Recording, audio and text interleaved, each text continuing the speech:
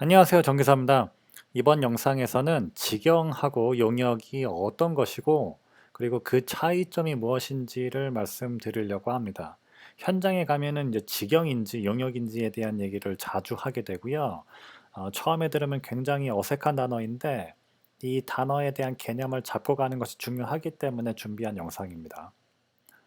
일단은 제가 이제 건설업을 하기 위해서 우리가 필요한 3대 자원이라고 볼 수 있는 것들부터 말씀을 드려볼게요. 이제 사람, 자재, 시간이 있습니다. 그러면은 이제 제가 사람 관리라는 영상에서도 말씀을 드렸듯이 이제 사람을 어떻게 우리가 수급할 것이고 현장에서 일을 하는 것을 관리를 할 것인가가 굉장히 중요한 문제가 됩니다. 그러면 이제 우리가 사람을 데려올 수 있는 방법은 크게 두 가지라고 보면 돼요. 일단은 직접 그 사람과 계약을 하는 거죠.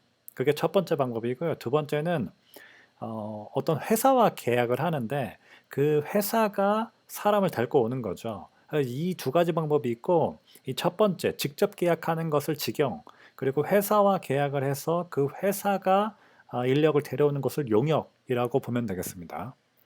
일단 제가 예를 하나 들어봤는데요. 일단 우리 현장에서 타워 크레인을 쓸 거고 그 타워 크레인을 운전할 수 있는 인력이 필요하다라고 생각을 해보죠.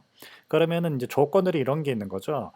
타워 크레인 기계 자체를 좀 잘 아는 사람, 그리고 타워 크레인을 운전할 수 있는 사람, 그리고 우리 현장에서 10개월 동안 타워 크레인을 쓸 건데 그 기간 동안만 이 현장에서 일할 수 있는 사람, 이런 사람을 우리가 찾아야 되는 거고, 그 찾을 때 우리가 직접 고용하는 것이 좋은지, 직영으로 하는 것이 좋은지, 아니면 용역으로 하는 것이 좋은지, 어떤 것이 더 효율적으로 현장을 운영하는 데 좋은지를 고민을 하게 되고, 우리가 그 상황에 맞춰서 고용을 하게 됩니다.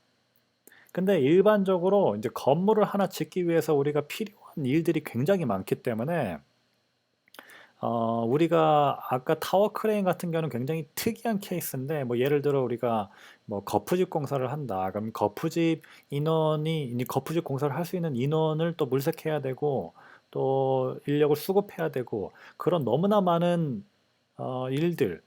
이제 거푸집뿐만 아니라 철근도 있을 수 있고, 뭐 도배, 도장, 이제 수만 가지의 이제 업무를 다 우리가 그 인력 시장을 다 알아볼 수 없기 때문에 이제 원도급사 같은 경우에서는 전문 건설 업체, 일단 제가 앞에서 말씀드린 뭐 철근 콘크리트라든지 도장이라든지 그런 업체와 계약을 해서 그 업체는 그 일을 할 수 있는 인력 상황을 잘 알기 때문에 그 업체에서 인력을 데리고 와서 일을 하게끔 합니다. 그게 아주 일반적인 것이고요. 제가 이제 인력을 구해야 되고 관리해야 되고 이제 현장에 집어넣어야 되고 하는 그런 관리를 해야 되는 비용을 원도급사가 낸다라고 그렇게 보시면 되겠습니다. 근데 원도급사에서도 이제 직영으로 계약을 하는 경우들이 있는데요. 일단은 아주 대표적인 것은 이 우리가 건물을 지을 때 우리가 구분 지을 수 있는 일들을 제외하고 아주 애매한 일들이 발생하게 됩니다. 뭐 예를 들어 현장에 먼지가 계속 쌓이는 거죠. 뭐 지하 같은 경우에는 지하 공사가 어느 정도 되면은 이제 계속 사람들은 왔다 갔다 하고 하기 때문에 먼지는 계속 쌓이는데, 그런 거에 대해서 청소를 하는 것이 이제 우리가 현장 관리를 하다 보면은 중간중간에 청소를 해야 되는데, 그런 거는 어떤 업체와 계약을 안 하는 거죠. 그러면은 우리가 그런 잡일들을 해야 될 사람이 필요하기 때문에 원도급사에서는 이제 직영을 반장님이라든지 고용을 해서 그런 애매한 일들을 시키게 됩니다. 그리고 두 번째는 제가 해외 현장에 있을 때 한번 봤는데요. 아주 극단적인 케이스이긴 했는데 어떤 거였냐면 그 현장에서 철근 콘크리트 업체와 고용을 했는데 그 업체 자체의 효율이 굉장히 떨어져서 그 일 자체를 철근 콘크리트 공사 일 자체를 원도급사가 직접 했습니다. 직영으로 돌렸고요. 그 현장 기사들이 철근 콘크리트 업체의 직원들이 해야 되는 일을 직접 했습니다. 뭐 예를 들어 오늘 뭐 철근공이 몇 명이 들어왔으면 철근공 이 사람은 여기서 이거 하고 저 사람은 저거 하고 이런 것들을 다 조율을 하고 관리를 하는 것을 직접 했고요.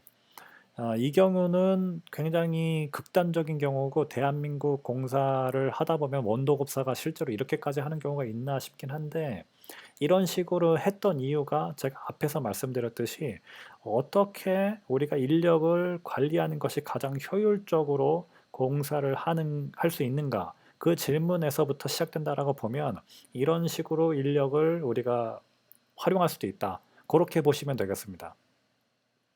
일단은 직영과 용역의 차이점이 무엇인지 말씀드리려고 준비한 영상이고요.